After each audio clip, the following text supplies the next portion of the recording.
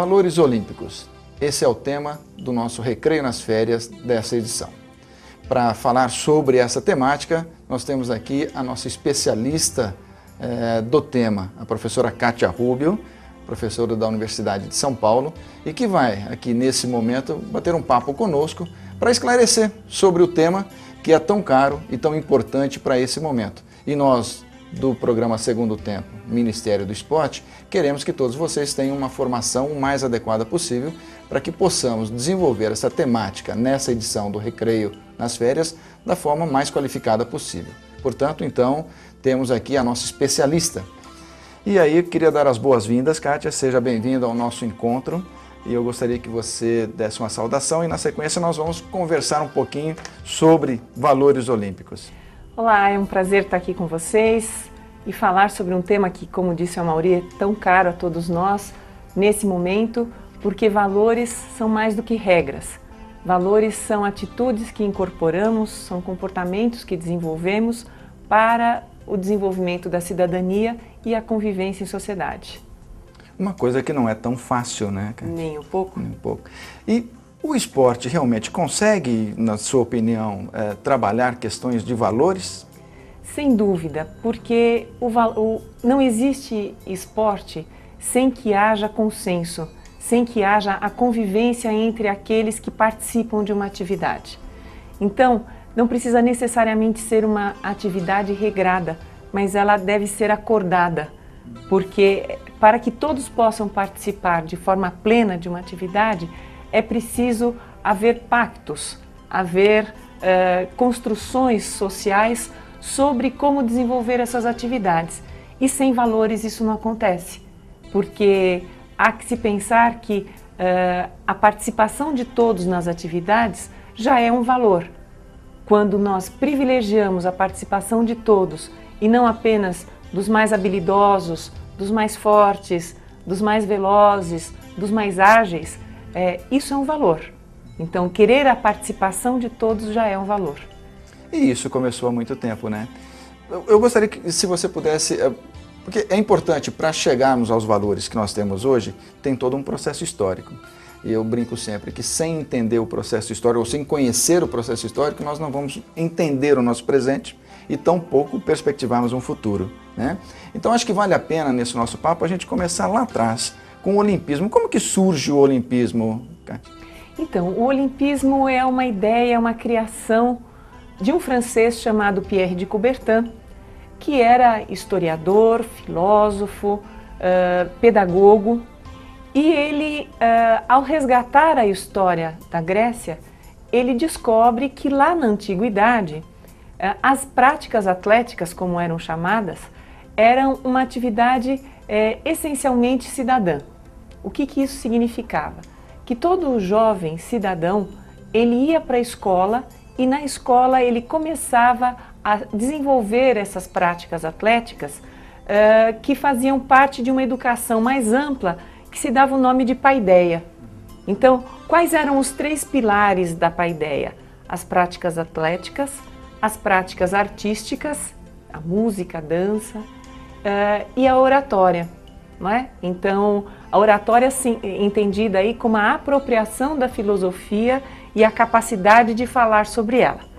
Então, e nesse contexto se criam então os Jogos Públicos, e os Jogos Olímpicos eram um desses Jogos Públicos, que cada jogo, cada edição dos Jogos Públicos, na verdade, como ritual, ele era oferecido a um deus. E no caso dos Jogos Olímpicos, eles eram oferecidos a Zeus e aconteciam de 4 em 4 anos. A quem era permitida a participação? A todos os cidadãos das cidades-estados gregas.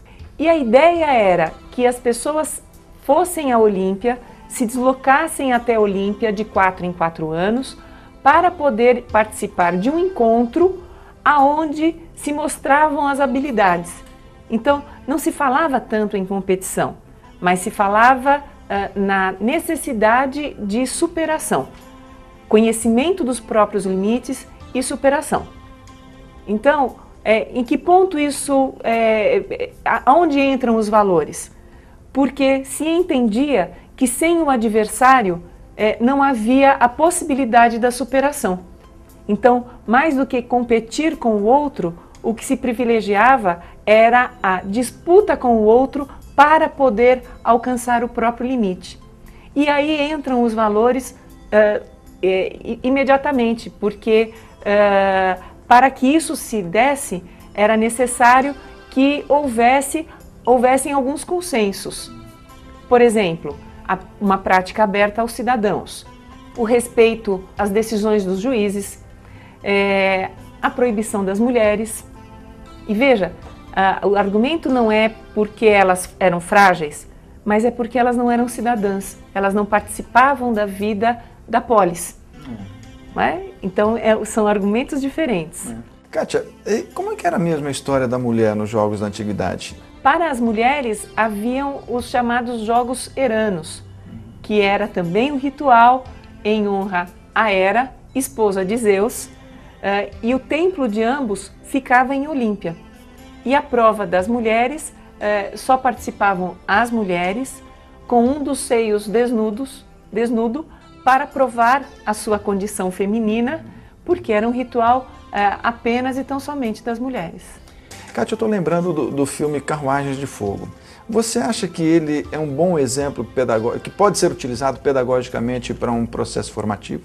Sem dúvida, porque a gente pode entender que os valores olímpicos, eles se constroem e se transformam conforme o momento histórico. Então, se nós pegarmos os valores olímpicos idealizados pelo Pierre de Coubertin, construídos no final do século XIX, nós vamos observar que há todo um contexto que coloca o mundo numa posição de muita fragilidade. Guerras que não cessam, a disputa por territórios, a disputa por mercados, e isso fazia com que o mundo vivesse constantemente sob uma bandeira de paz muito frágil. Então, quando Pierre de Coubertin pensa nos Jogos Olímpicos, ele pensa como uma possibilidade de paz. A cultura pela paz, ela nasce dessa proposta. Por quê? Porque ele imaginava que no mundo contemporâneo se pudesse fazer aquilo que se fazia na antiguidade, que era chamada trégua olímpica, por exemplo.